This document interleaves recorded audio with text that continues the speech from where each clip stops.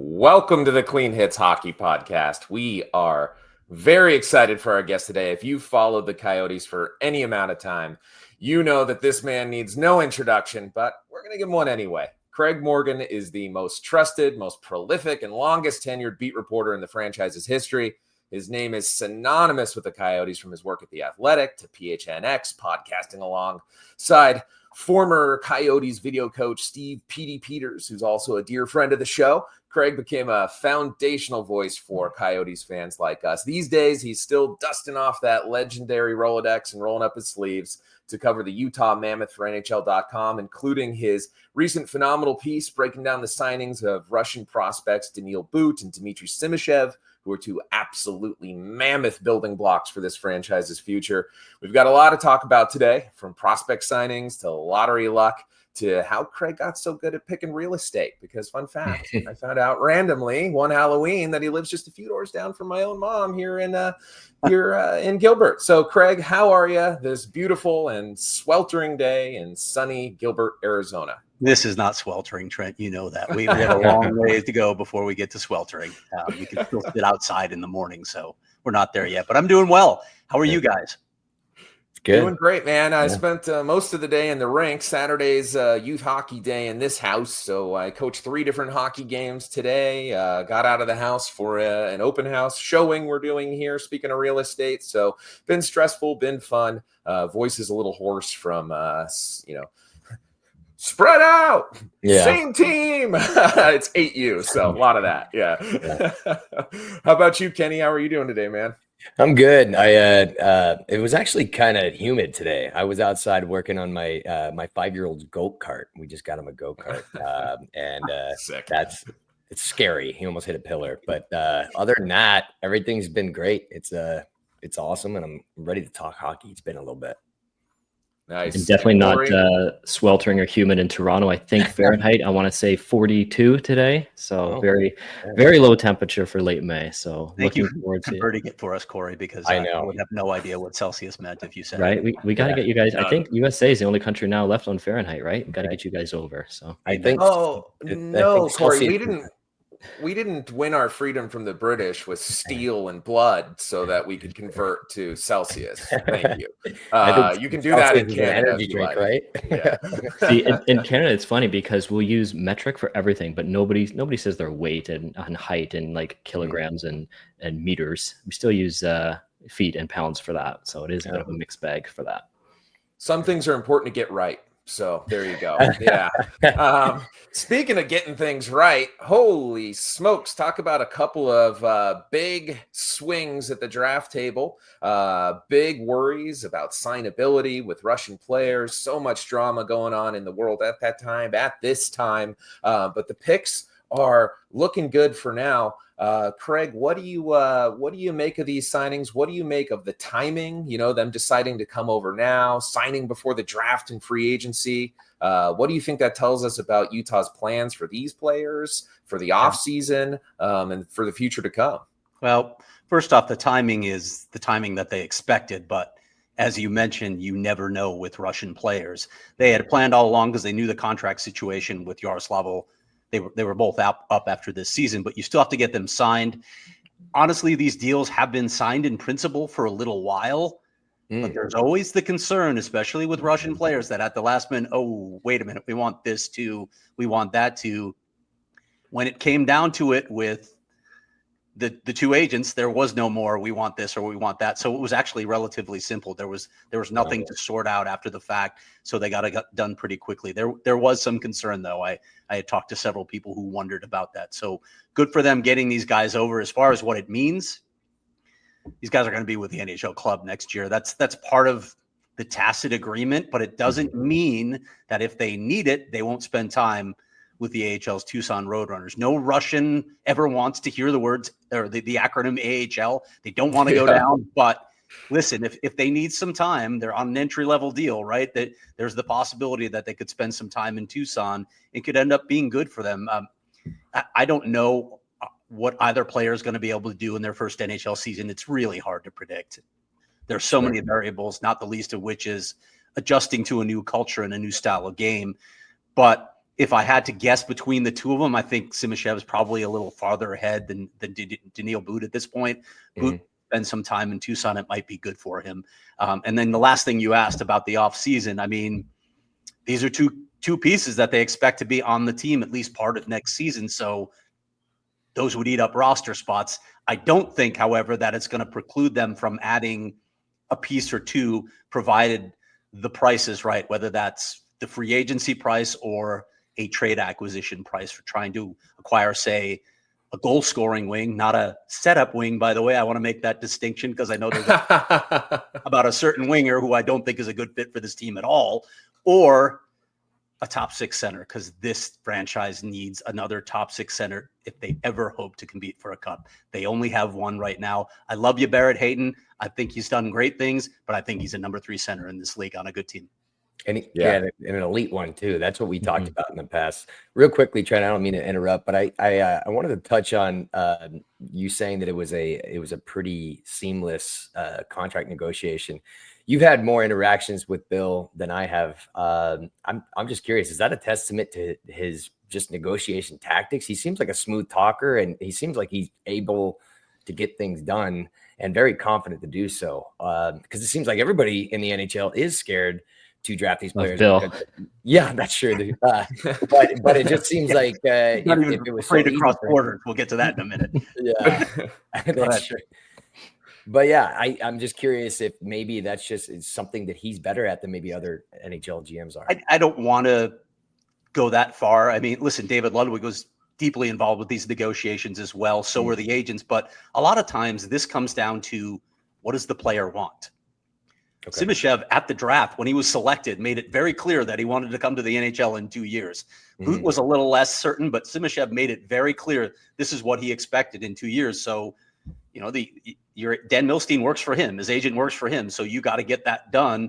And if you start throwing wrenches in the works at the last minute when your player doesn't necessarily want those things, it doesn't make any sense. It's interesting with Boot, and I'm not going to say that there was any more hesitation on his part or his agent's part with coming over this season, but I'm sure you guys noticed that he didn't play consistently in the postseason. I had a couple of people tell me that part of that was the team, Yaroslavl, really not being happy that he wouldn't sign another contract, that they wanted him for a little longer. So on a, you're in a league anyway that on a team that's very deep and a team it's not a developmental league. They're playing to win. They're playing to win the championship. So you're a really young player. You've got that against you. He didn't see as much time. At least that I had a few people tell me that was an issue. But as it turns out, Daniil Boot's coming over as well. So we get to see both of these guys that were probably two of the biggest surprises at the 2023 NHL draft. Yeah, you're telling me, Craig. Yeah, I purchased Sling Orange just to watch that draft. I was on a business trip. I was on a plane to Houston. I was exhausted. It was one of my busier seasons where I was flying all over the place, road weary, and I'm watching on the plane the draft. I'm so excited, and then, whoa, what a surprise. Then just a few picks later, surprise number 2. I couldn't believe it. I'm on a plane surrounded by people who could not care less. I was out of contact with anyone who would care, and I just kind of had to sit and stew by myself on that trip to Texas. But very exciting stuff. I like that you mentioned that they probably won't be spending time in Tucson, but as somebody who lives very near Tucson, I wouldn't mind seeing those guys down there. I'd love to drive down and have a look at them in person, a little bit easier than getting all the way up to SLC. And, I know they are European out clause for AHL assignment. However, that's actually called, doesn't really kick in for another season and a half or so. Right. So a little bit of AHL time wouldn't be the worst. And then look no further than asking Josh Stone or Dylan Gunther what playing for the Utah Roadrunners could do for you, or in Simashev's case, Dursey had some AHL time. Kesselring did too. So this team, I think, has a lot of players on it that have seen the value of the AHL as a development league, right? Completely agree with that. And listen, in the end, you have to be able to convince the player, but that is often what's best. If you're not ready for the NHL, why would you throw a player into that situation, maybe hurt their confidence, hurt their development, rather than giving them some time, even if it's like half a season for Simashev, or maybe it's a full season for Daniil Boot. Maybe he's not ready yet. That's okay. It's delaying what's coming. We all know what's coming, but just get to the best place where you're fully prepared to play in the NHL rather than I just don't think there's a lot of value in a guy like Daniil Boot coming to the NHL and then playing fourth line minutes. What are we doing here? That's not why he was drafted. You might as well put him in the situations that you hope he's going to see at some point in the NHL. Yep. Yeah, absolutely. And I'm a little bit of a hockey sicko, as our listeners know. I've watched hundreds maybe of NHL games in my life, the junior league in Russia. And after the team selected these two, I binge watched all of their Loco games, which is the junior affiliate in Yaroslavl. I watched their playoff series and the vast majority of their regular season games, which I could find on YouTube. And man, that MHL league is a bit of a circus, but you could really see the raw potential in these kids. That Boot hits to hurt. He was running amok. He could pass. He could shoot. He's an inside player. He can skate. He can dangle. It was like 5-tool. I mean, it's not exactly the AHL or the KHL. It's the MHL. So it's a little bit of a different animal, but you could really, really see it with these players. Craig, can you tell us a little bit about, what you've heard from around the team that excites people the most about these two, about both Boot and Simashev, and what people see from them as their game is and what they project they might be able to grow into? Sure. First, Corey and Kenny, have you guys had some sort of intervention with Trent about the MHL watching? Yeah, that's next level. That's a little disturbing. I'm just going to put that out there. Okay. Yeah, he texted I watch it on my 3 in the morning. Yeah. Oh, that boot goal was sick. I'm like, Trent, I gotta work. It's like 3:50. Calm down. I watch it after we put our kids to bed, right? So my wife's reading a book. She goes to sleep. I'm still watching. I watch junior hockey too, a lot of CHL, but there was that period of time I was watching all those MHL games. She'd wake up and she'd be like, I'm dreaming in Russian. Please turn this off. It's like messing with her head. She's sleeping and listening to Russian announcers. But anyway, sorry. No, it's all right. I mean, you mentioned some of the qualities that a guy like Bill Armstrong is going to love in Daniil Boot. He is a guy who goes to the hard areas. They see it. Again, you don't know how this is going to translate in the NHL with space and time. Does he have the hands to be a finisher in tight? All of these things that you wonder about. But he is a big body. I think he grows an inch every time I talk to Bill. They love his physical nature. They love that he is not afraid to be in front, to mix it up. He can skate. He can move. Both of these guys can skate extremely well. Simashev is an elite skater, by the way. So there are a lot of tools there that are really going to translate for a guy like Bill Armstrong with Daniil Boot. With Simashev, I know that there's so many people that are still looking at this draft saying, what are they doing? The guy's not putting up any points. Okay. And listen, I'll be honest with you. I don't think Dmitry Simashev is going to produce big points in the NHL. I don't care if he's a top pair defenseman, a shutdown defenseman, which they all believe he is already. I mean, talking to Lee Stempniak, and I've had a lot of conversations with Lee Stempniak, the director of player development, about how elite defensively this kid is already, how mature he is with his surfing, with his gaps, with his aggression in the corners, with his play in front of the net. He is a terrific defensive defenseman who also skates really well and can move a puck. Now, if you look at, and you probably know this already, Trent, you probably know their actual strategy for Locomotive because you've watched so many games. They're not allowed to carry the puck through the neutral zone. That's not the philosophy on that team. They want their D to move the puck up immediately.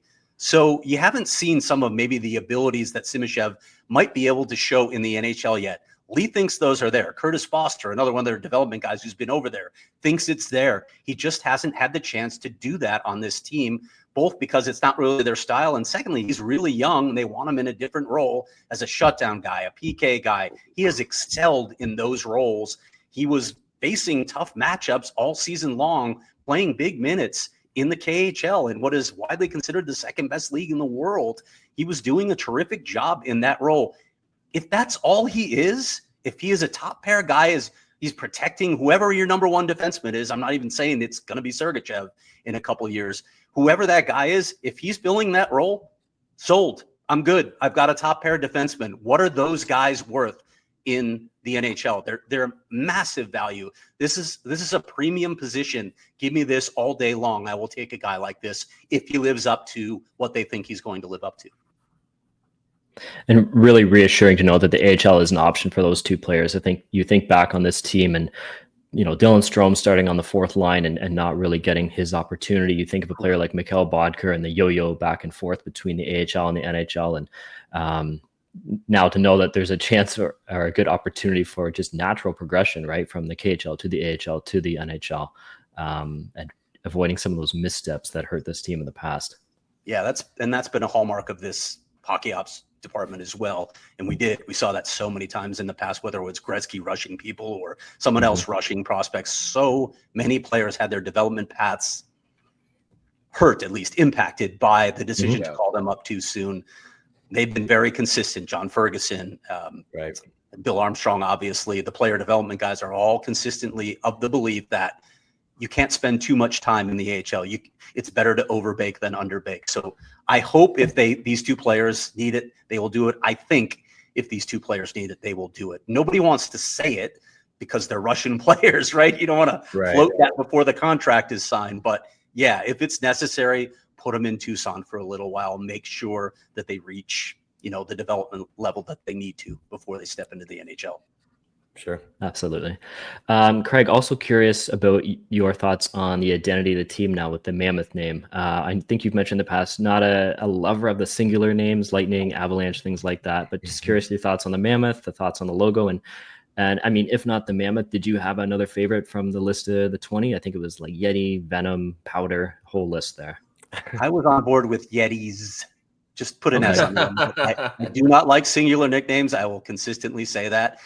Mammoth, I think, has potential. Mammoths would be better, of course. The logo is fine with me. I did understand the criticisms that it was sort of a copy of, in some respects, of other logos. But that can evolve over time. This is just the first iteration. Let's see what happens. But I like the fact that it's unique. I don't like when teams just repeat nicknames. I'm tired of seeing the same old tired mascot. So I loved, even though it's singular, I don't even know if the plural of Kraken is Krakens. I don't think it is. Is it?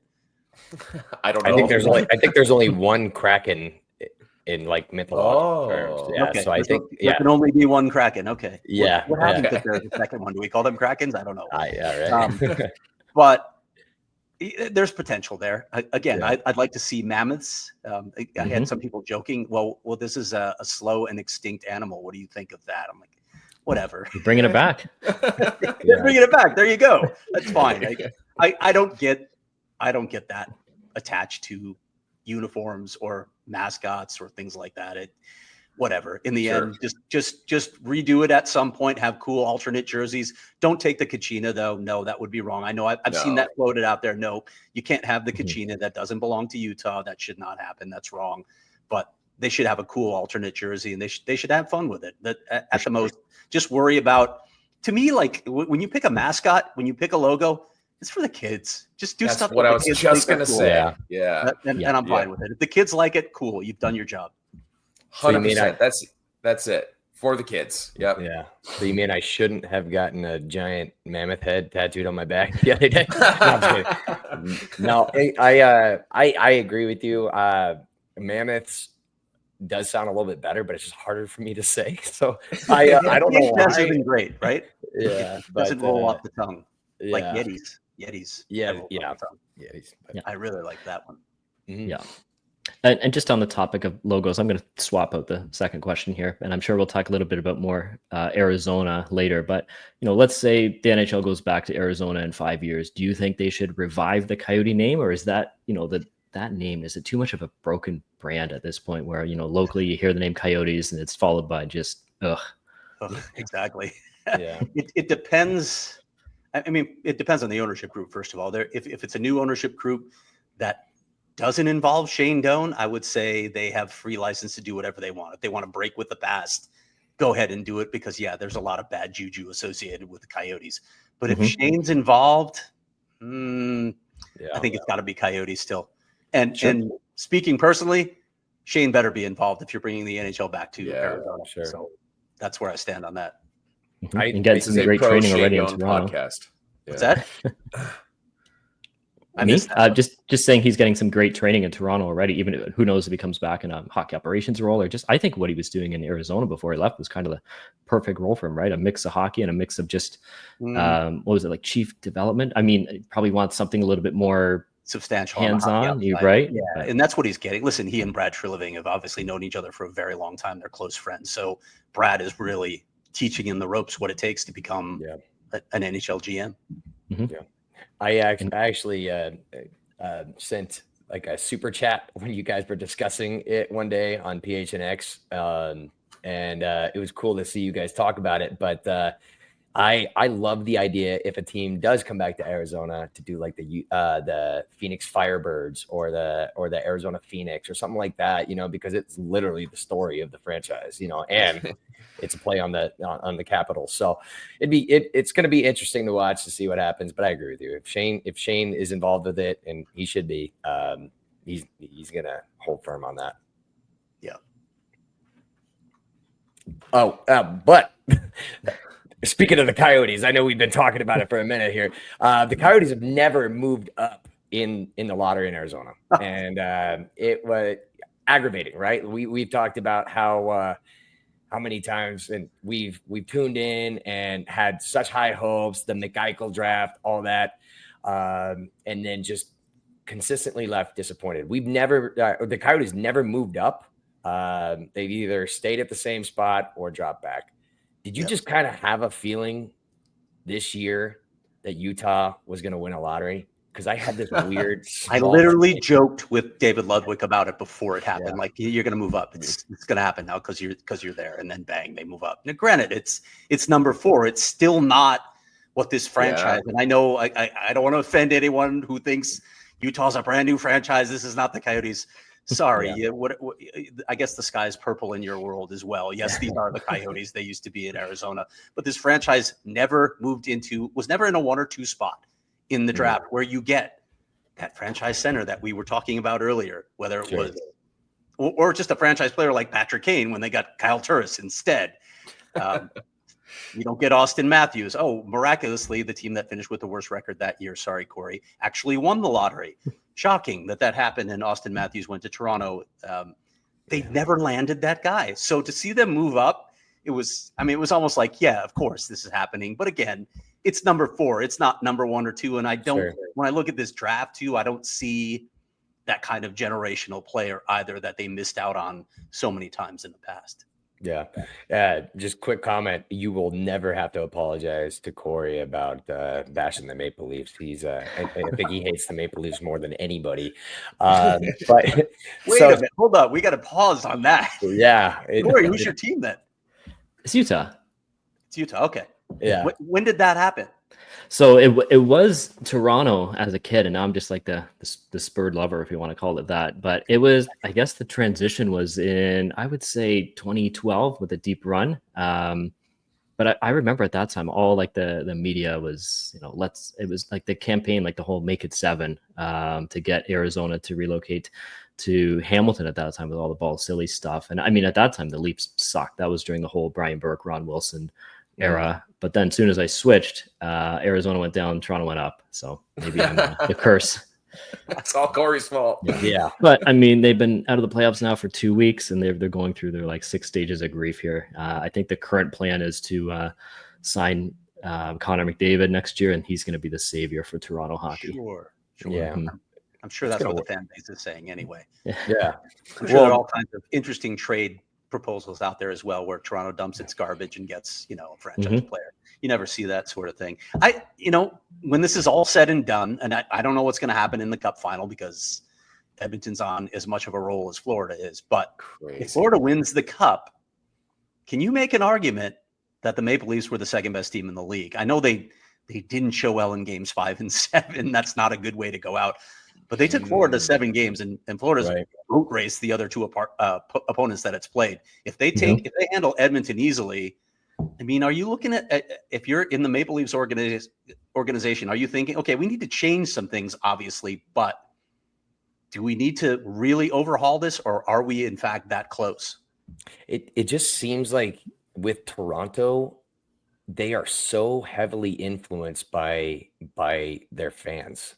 And it just seems like I agree with you. I think that really they probably don't need to make many changes. They did an amazing job at the trade deadline addressing their blue line.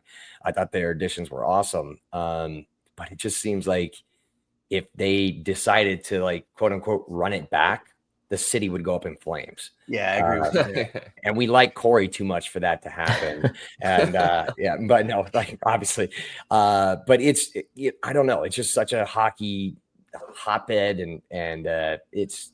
I feel like they're just too afraid to upset their diehards. So, but anyway, that's a story for another sad franchise. Well, since it's tangentially related, where do you sit on Mitch Marner then? Should the Leafs bring him back? Should Utah sign Mitch Marner? What do you guys think? What's your feeling on this one? I think it is not a fit at all in Utah. I just don't think. Of course, the day that if we did sign him, I'm going to be like, oh my God, yeah, we got a 90-point player. But that's just because I'm a jaded hockey fan. But looking at it from where I am now, I agree with you. The biggest need on this team is a top six center.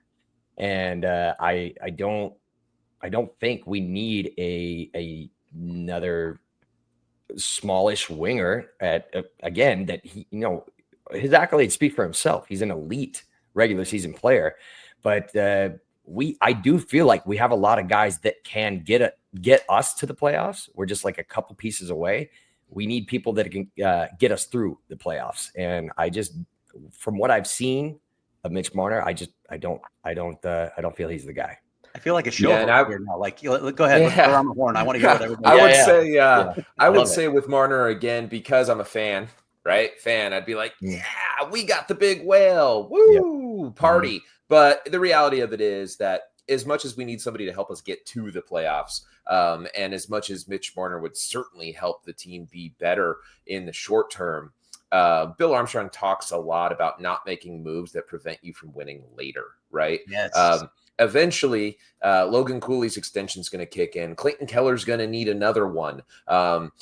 We're hoping Daniil Boot or Tisha Ginla comes in and blows the doors off the league and they don't get a bridge deal. They need a big money deal right after. And before you know it, you're hamstrung with hard decisions, just like Toronto had with their big four that they can't seem to win with because the mix is off. But you're kind of painted into a corner with those contracts that you necessarily had to give out. Now you have to make hard decisions where you let the wrong players go, and they've missed out on Nazem Kadri, who's been phenomenal for other teams in winning a cup, and Zach Hyman, who would look awfully good in the blue and white now and really fills a need for what they need for an inside dirty, smash and bang goal scorer. So we've seen that team squander some years of some of their best pieces because they got married to the wrong ones. And to me, Mitch Marner is more likely to be the John Tavares of Utah, the piece who kind of ends up holding you back a little bit, than he is likely to be the, let's say the Alex Pietrangelo free agent signing that got Vegas over the top. So for me, I would say as much as it would be super fun in the first year, maybe 2 or 3 years, in fact, I think by year 4, when the team has had to take sideways steps and make other moves to accommodate for his contract, at that point, you're going to have some buyer's remorse. So I guess, adult in me and mature hockey fan in me says, why don't we go ahead and sit this one out? It's not our time yet. Yeah. Corey? Yeah, and just from the Toronto angle, let's say they bring him back. He's making 10.9 now. It sounds like he's going to make at least 14. Drager was thrown out 15 and a half, but let's say 14. Let's say they do that. From the Asian, by the way. Right? Yeah. Put that out there. Let's say they bring him back, and the same thing happens next year. They lose out early, and now you got Marner for $3 million more than he was last year, and you got him signed until he's late 30s. Like, what do you do from that point? The other rumor that seems to be going around Toronto is, okay, let's let Marner go and we'll give $10 million to Sam Bennett because he's a playoff player. That's something they've been missing. And then they don't have to go up against him that way either. But then how do you make up those 60 points? Because Bennett can put up 40, 50, Marner can put up 90, 100. Do you even have enough cap space to bring in another scorer? Like, what if you swap out Marner for Bennett, and then you're probably just a wild card team at that point, right? Because you're going to have Austin Matthews, you're going to have William Nylander. That's kind of your high-end guys. Tavares probably take a step back. I think he'll re-sign in Toronto, but that's really kind of the extent of it. Matthew Nyes, So they're in kind of a tricky spot here. I don't think they're going to bring him back. I think that's going to be a very hard sell locally. I'm be curious to see what the reaction is. Sure.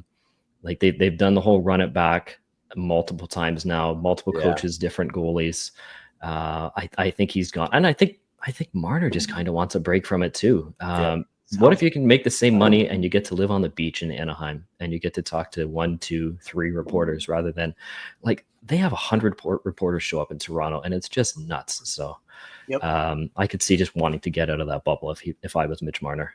Yeah, and I agree with what you're saying about swapping Bennett for Marner. I think they need to make more moves than that, and I think Brad wants to make more moves than that, but it's not as simple as waving a wand and making it happen. But from a Utah perspective, like putting together everything that you guys have said, Trent, and you mentioned it earlier, Bill has told me so many times that free agency is where mistakes are made. You saddle yourself to a player who's probably getting more money than you'd like to spend for them. He's going to turn 29 and you're going to be saddled with a guy who's making 14 or if his agent has it his way, 15.5 a year, and he's going to regress. You're going to watch the decline. And Bill has literally said, we don't want a player declining and holding us back as we're coming up and ready to contend. That's exactly what Mitch Marner seems like to me. This doesn't make any sense. Beyond that, I know that their two greatest needs, you mentioned top 6 center. They looked at their finishing ability a lot this season. They were not happy with their ability to finish. They want a goal-scoring winger. Mitch Marner's not a goal-scoring winger. He's a playmaker. You need something else. So it doesn't make sense to me in any regard. Now, I will say this, and I can say this now because I'm not writing for the Utah website anymore. I wrote my last story for them. So let me put my independent. Yeah, well, that was the agreement all along that I would write until they got their website writer. And then Catherine Bogart, who's great, by the way, came along. If they go and sign Mitch Marner, somebody should ask the question, did ownership get involved in this somehow? Did they want to make a splash? And if ownership or the team president got involved in this somehow, that's a problem for this organization. That's not a good sign when they start meddling in hockey operations. You don't know the game the way these other guys do. If you're getting involved because you want to make a splash, want to make the fans happy, that's not a recipe for success. So keep an eye on that if it happens. Yeah, that seems to be the rumor in Carolina right now. I was listening to, I think it was Elliot Friedman saying the owner in Carolina wants a superstar and he's kind of in the GM's ear. And I mean, I know they tried it with Rantanen, but and I know they have the analytics guy there. Yeah. I mean, if it was up to me, not Marner, I want the Andre Tourné favorite. I want Marco Rossi on this team. I know he's small, but there's your top 6 center, right? 60 points last year. And like there's rumors the price on him seems to be pretty cheap. So let's get him. Put Daniil Boot on his line, and you got a 6'8" with a 5'9". It'll balance out. See, for me, I'd rather I look at the trade route too, and I think that's the more logical or sensible way to acquire that piece that you want to acquire. So go out and make that trade for a guy who may not be the, he's not Austin Matthews, right? You're not going to get that caliber of player in a trade unless, it's Buffalo and suddenly Jack Eichel is available. Hey, maybe they'll make Tage Thompson available. Who the hell knows with Buffalo? But if you can get like a center by committee where you're happy with your top 3, where they at least believe you believe they slot in okay in those 3 positions, you can get enough production. You can get the style of play that you want. You can be deep. Maybe you can make it work that way. Let's be honest here. The teams that have those players, they got lucky in the draft. I'm so tired of like hearing teams lauded for how they built championship teams, whether it was my once beloved Blackhawks or the Penguins or Tampa Bay or even Florida with Barkov. You got a top 2 pick.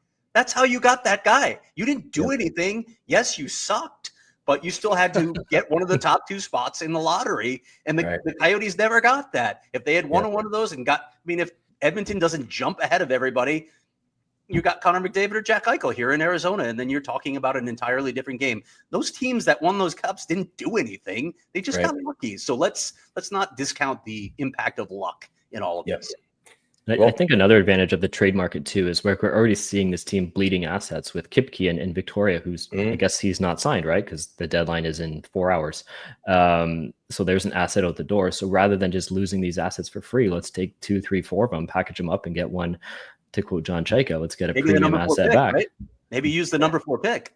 Yeah, that's actually what I was just gonna say. Speaking of the draft luck, is that something that you could potentially see now that they've jumped 10 spots and I would imagine their offseason approach has changed significantly. Now you have arguably your best trade asset at number 4.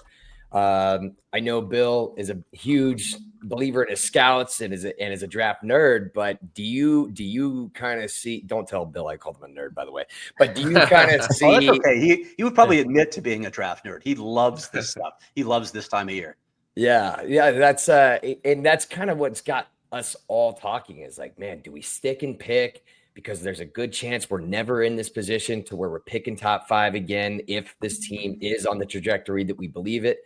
Or do you use this newfound luck and turn it around and turn that into a top 6 center? All of the Sergachev trade, right? I mean, that Sergachev trade kind of came out of nowhere. It was a blockbuster. Do you kind of see another blockbuster coming this summer, maybe involving 4? Yeah, I mean, I can't say I definitely see it coming. I think it's on the table. I think it's definitely something they will explore in terms of the recent buzz that the number 4 pick is in play. Remember, this time of year is also the time of year when GMs put things out just to to get headlines, to get people thinking, get people calling, maybe to throw people off the scent.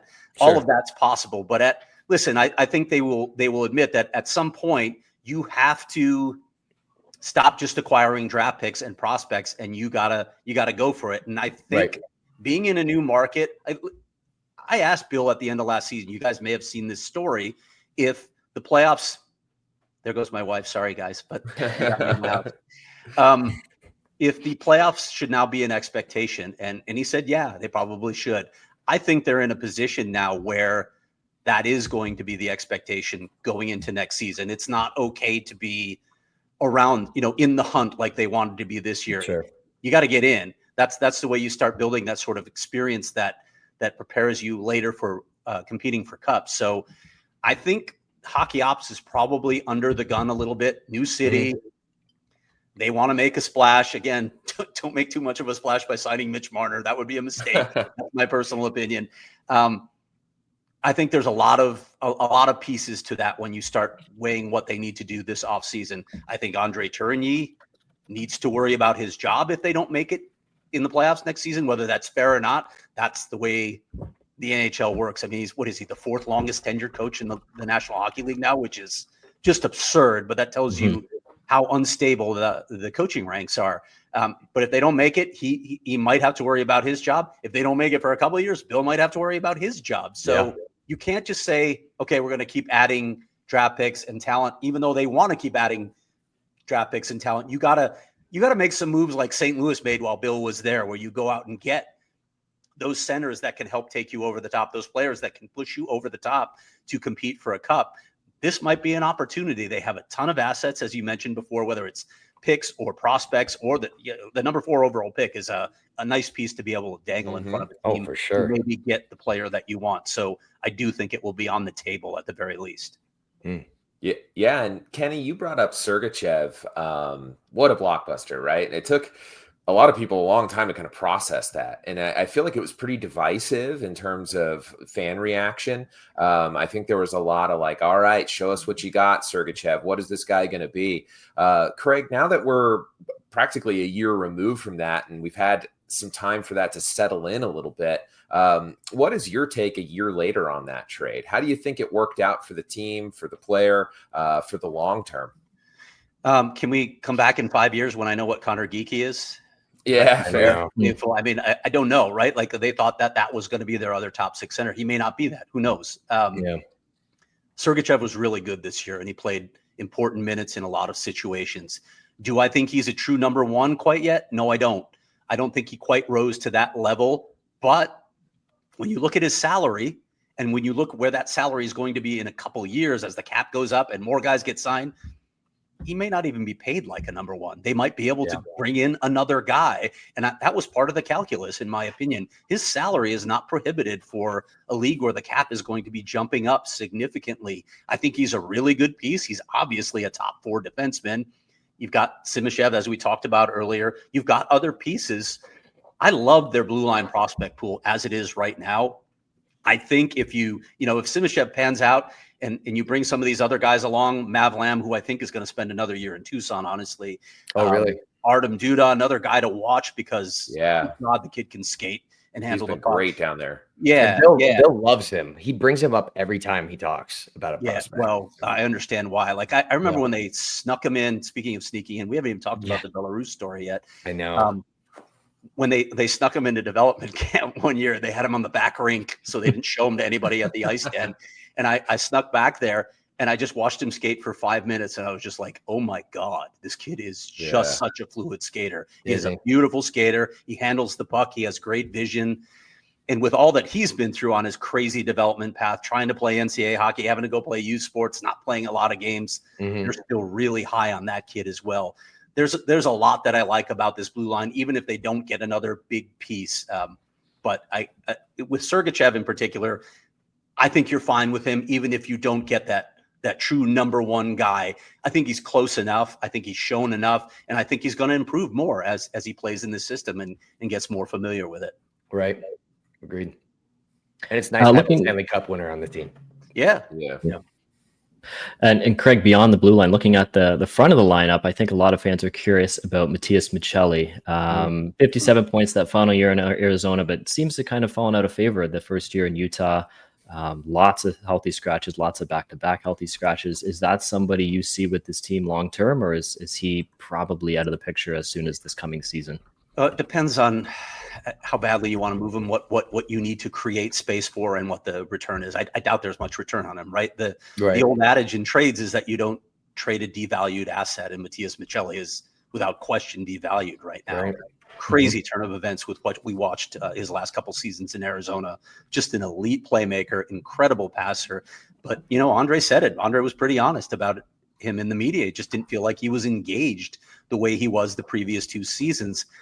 I don't know what's going on there. Obviously, his role changed. Lawson Krause's role changed. They had their minutes cut. And it seemed like it really impacted Matias. If they can move him, my guess is they'll move him. I don't think he's going to be with the team because I don't really see what his role is on this team, especially as you start introducing more of the prospects, more of the players. It's just crazy because I didn't think this was coming. I didn't see this happening with Matias Michelli with him, the way he had progressed the previous 2 seasons. Yeah, very much out of the blue. And I almost kind of wonder if, certainly got an opportunity in Arizona, but as the team has improved, he's just been passed on the depth chart. And it's probably not going to be the first player that's going to happen to. Yeah, well, it happened to Krause too, right? So Krause wasn't seeing a lot of the same situations and really struggled offensively, for much of the season. But it is what it is. You got to adapt to a new role and find a way to contribute. It's weird. We're talking about a undersized winger that can pass the puck really well again. Interesting. That one just got phased out on the team, but anyway, I digress. For 1/10 of the price. Yeah, seriously. Yeah. Craig, let's just say this team doesn't make any major moves this coming off season. Playoff odds next year you mentioned, that's kind of the expectation, but do you think that is a possibility for this team? Is that they would participate in the 2026 playoffs? I still think it's a possibility. I think they'll be in the hunt because, assuming that there's health, right? Because remember the 2 pieces that brought the lineup for a really healthy chunk of the season in John Marino and Sean Durzi. What does this team look like if those 2 guys just play a normal amount of games? How many more points does Utah have? They're right around the playoff spot at that point, and you're going to see progression of some of these players. They're going to get a little better. So I think it's fair to say that they should be in the playoff hunt, even if they don't make major moves. However, I don't think they're going to go through the offseason without making a significant move. I find that hard to believe. I think they're going to do something. They've got a lot of money to spend. I do think ownership wants to make a move, and I don't mind that ownership wants to make a move. That must be really nice to have a franchise where the owner actually wants the team to improve by spending. So weird. Never experienced that here. So that's good. Just don't start dictating to hockey ops which moves they need to make. Right. Just tarnishing the Mike Ribeiro name there. Not a big move. Oh, jeez. That name is plenty tarnished on its own. I was gonna say, he did that all by himself. But yeah, I agree with that. Just not only with ownership wanting to make a move and maybe Bill wanting to make a move, but I think back to they didn't just get rid of that Shea Weber contract for fun. That cleared $8 million out of the way. And I know you can operate around it with LTIR, but just to get that headache out of the way and free up that money, I think the intent is to actually spend that money on somebody who can play. Yep. And, not only the owner calling out for a big move probably, but I think the market too, right? For me as a Coyotes fan, seeing them relocate was difficult.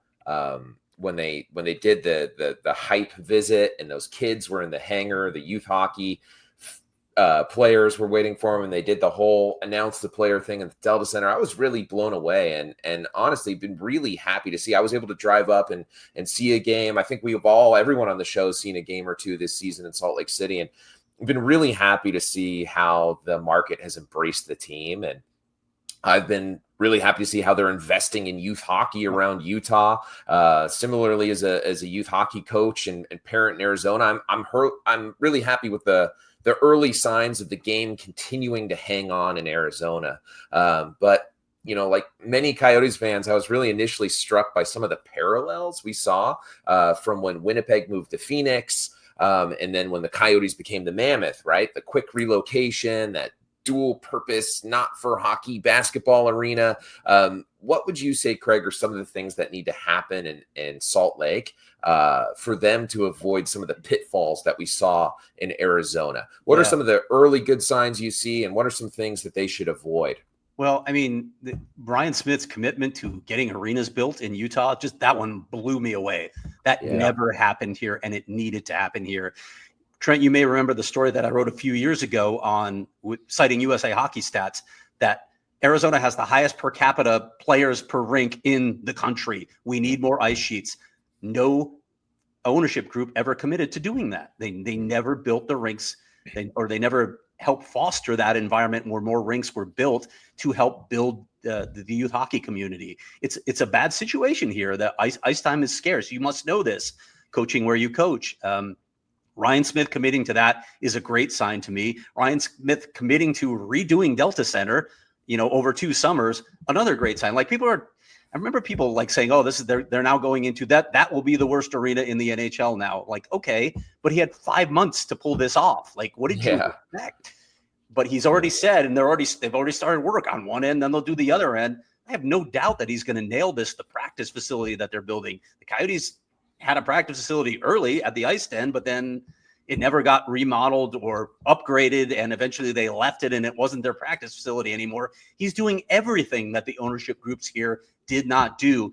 But in terms of what the team needs to do, they got to have success early on. Mm-hmm. We remember all those Coyotes years early on at America West Arena where they were in the playoffs. It was a really good team, and they couldn't get out of the first round. All they had to do was escape the first round, go on a run, and I think they would have ignited this city. Utah's going to need to do that. Do they need to do that next season? I don't know. I don't know if that's fair to put on them next season, but they got to make the playoffs really soon.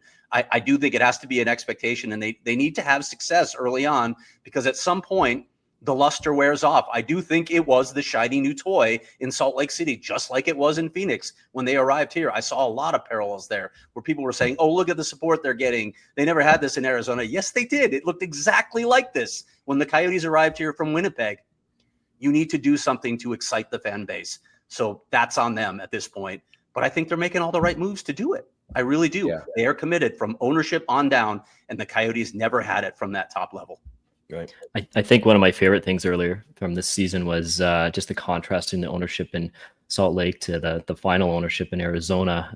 It showed a video of the players going through the kitchen in the Delta Center, and they had a espresso machine, and they were just blown away by that. They had this $300 coffee machine, and that, I guess that was too much of a perk in Arizona. Morello probably had to make an instant coffee or something. So like, what is this space machine? How do I operate this thing? Like the annex that they built at Mullet, right? I don't think they even put carpeting on the floor. Like there was nothing on the walls. It was like somebody went to IKEA and bought a conference table and just stuck it in the middle of the room, and that's what they were operating with. And they would tell you, "Oh, well, you spent all this money on this annex." I'm like, You're playing at Mullet Arena, which didn't have an NHL facility. You had no choice because you botched the deal with Glendale so badly that they didn't want you anymore. They decided it was time to move forward, albeit they didn't get kicked out for not paying their bills. Let's restate that. But beyond that, like the practice facility, when they were up at the ice den, like I know there were people saying, just kick out the back wall of the ice den, build onto that, make that a better facility. Nope. Instead, they rented a facility in the nearby business park. So after practice every day, we would watch the players walk out the back door of the ice den, get in a golf court with Jimmy O'Neill or Dave Griffin, and drive across the parking lot to this facility that they had rented. It was absurd. Like, what is this here? It was great that it was in Arizona, so you could do it. It wasn't pouring rain or freezing cold, but it was still absurd to watch NHL players going through this. And I don't want to say, okay, spoiled NHL players, they deserve better. But come on, every other team in the league has it better than this. That was just absurd to watch. Ryan Smith is doing everything first class. Everybody that I talk to up there is saying it, and they're not saying it, oh, I want you to print this, Craig. They're saying it to me privately. He's doing everything. I'll say this one on the record because it's not going to get him in any trouble. David Ludwig said to me at one point, every time we ask for something, Craig, they just say yes. It's unbelievable. It's such a weird feeling. Yeah, it is.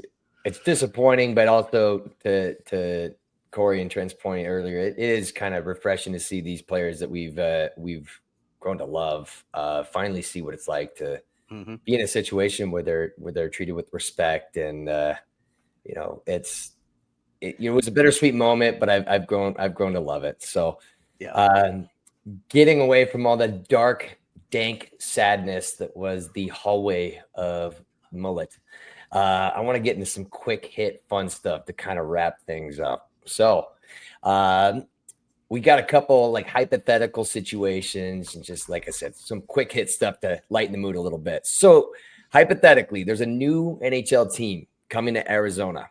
There's one catch though. You, Petey, and Leah must be the GM, coach, and the captain. Who's getting which role and why? Lord, that is rough. None of us are suited to any of those roles. I think Leah should be the captain. Should probably be the most inspirational of the three of us. Okay. As much as he likes to call himself positive PD, we all know he's not positive PD. Yeah. He's not positive about much of anything. Boy, if I had to, well, and PD has coaching ability. Okay, he's been behind a bench, so I guess he has to be the coach. Which so you just promoted yourself to badly GM, makes me the franchise is doomed. Franchise is doomed. You chose the most highly coveted spot. Surprise, surprise. I'm just kidding. No. All right. So another quick one. You've been upgraded to NHL commissioner for one day. You can do one of the following: ban ketchup in all arenas, regulate the Buffalo Sabres to the AHL, or dealer's choice. You call it. Oh man, no prep for this either. Thanks a lot for that. I could have come up with a really good answer. Yeah, I was gonna say, that's how we do it with these quick hits. Yeah, well, I mean, because I'm not feeling terribly creative right now, I am very happy to ban ketchup from all NHL. Oh, there it is. There it is. It's disgusting. But does that even count the Canadian delicacy of ketchup chips? Have to get a box of those shipped down to Arizona. Leah tried to push Canadian cuisine on me on multiple occasions, and every time I tasted it, I just looked at her and said, I don't get it. What is it that you do well from a culinary standpoint? What is it? No ketchup chips or poutine or I think Nanaimo bars are disgusting, but nope, not into any of that. Sorry. One last catch. If you ban ketchup in all the arenas, the only beer on tap is IPA. That's just not fair. I know. Sorry. I had to do that too. I had to do that. Set up on that one. Right. If you could recommend one all-time Chicago food to the Delta Concourse, which one would it be? Like Chicago food, like a signature food, or like an actual restaurant? It could be like a vendor, restaurant, or like a signature food that you want to see if you go down to the Delta. Since I love watching the show The Bear anyway, I think it's one of the best shows on television. Yeah, pretty incredible. We need to try a real Chicago Italian beef because they are phenomenal. Yeah. Okay. That's what I would say you got to have on the concourse there. Okay. Worst party foul: catch up on a hot dog or pretending to be a hockey executive because your daddy bought an NHL team. Based on recent experience, I'm going to go with the latter, but still pretending to be a hockey executive with the Roadrunners. So there it is. It never ends. No. All right. Last one for you. Most miserable round of golf you could play with two other people. A, Luke Lipinski and Tom Wilson. B, Leah Merrill and John Morello. Or sorry, Junior. Morello. God goodness, I don't know what it. Or two Jamie Eisners. That's actually easy for me because I'm not playing golf with Alex Morello Jr. So that's a very easy one for me. Yeah. The dynamic between Luke and Tom Wilson would be interesting, although there's no way Luke would say a word because Tom Wilson he would go for the head immediately, as he always does. Oh wait, some Capitals fans think he's clean for some reason. Yeah, and then I would take Jamie Eisner and Napkin Jamie. I would golf with both of those guys. I just had breakfast with both of them and Luke last week. Yeah. Oh, cool. I actually think I would take Leah and Junior just because. Wow. Okay. Yeah, I think I'd like to. I'd like to be within 5 feet of Junior. Especially after a couple IPAs and hot dogs. But anyway, we appreciate that. I know it's kind of a silly way to wrap, but we talk all business, and some of it's highs, some of it's lows, but we thoroughly appreciate you for everything. I mean, Craig, I've read every story that you've written. You were the only reason why I signed up for The Athletic. It's been an absolute pleasure to follow you, and just seeing you continue to push on and stick to what you're passionate about. And it's been an absolute pleasure, and we appreciate you thoroughly. And honestly, it was just so refreshing to have you on the show and just talk hockey with you. So again, thank you very much. Yeah, thanks, guys. I am going to keep writing when I can about hockey. That's as I discovered after covering the Cardinals, I really don't want to cover anything other than hockey anymore. That's all I really care about. Right. So I'll find a way to continue to do that. I've got something in the works here, possibly locally, where I might start doing some freelance writing for one of the outlets. I'm going to write on my Substack. As I mentioned to you guys earlier, I've got a story running tomorrow on my Substack on Yaroslavl winning the Gagarin Cup with Simashev and Boot, and talking to people that were involved with the Coyotes that were a part of that and just how much it means for that city. But it is weird. It is weird not covering the NHL on a daily basis after doing it for so long. So hopefully at some point in this first wave of expansion, which will probably get announced after the CBA is signed, hopefully the Coyotes get in on one of those two slots. In the meantime, if anybody can find the photo, I don't know who sent it to me. I have no idea when it was sent, so I'm really not giving you much help here. But there is a photo that someone captured, an in-arena camera captured Bill Armstrong, Daryl Plandowski, and Ryan Jankowski in Belarus scouting Simashev and Boot. Oh. They were up in the far reaches in the corner of the arena trying to hide out. I remember showing it to Bill, and he said we should have worn masks. Yeah. I was going to say, leave it up there. If you ever get a chance to have any one of them on the show, you got to ask them about it, because there's some great teams. I always planned to write that story when these guys arrived in Arizona. Of course, that did not happen. But if you ever get a chance to ask them about that crazy trip and scouting those players, do it, because it's such a fun story. Yeah, leave it up to Sea tournament. The Black Sea tournament. Yeah, it even sounds sort of ominous. Yeah. Of course, Bill Armstrong would be playing Bruce Wayne while scouting, just like up in a dark, dank corner somewhere, But just guy loves his hockey, and it looks like he knows how to stick to his guns. So. So looking forward to the piece about Yaroslavl. Really, really looking forward to that. So be on the lookout. We'll retweet that one that comes out too, and we'll obviously post it in our Discord as well. Thank you so much, Craig, for coming on. We really appreciate all the time and how generous you were with it. With that, I'll leave the outro music to you, Corey. Thanks, guys.